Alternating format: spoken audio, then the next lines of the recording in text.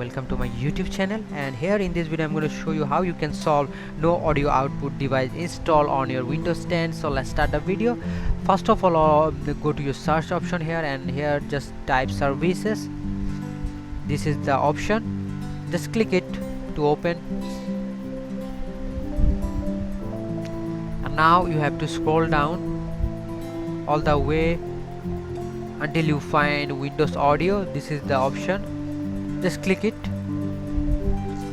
and all you have to do is select this automatic option and then click stop, and after that click start and then click apply and then click OK. After doing that, go to this option, restart the service, click the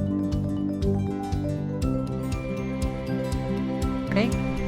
After doing that, go to your Windows option here and just restart your PC and your problem will be solved. So thank you guys for watching the video, and I will catch you guys in the next one.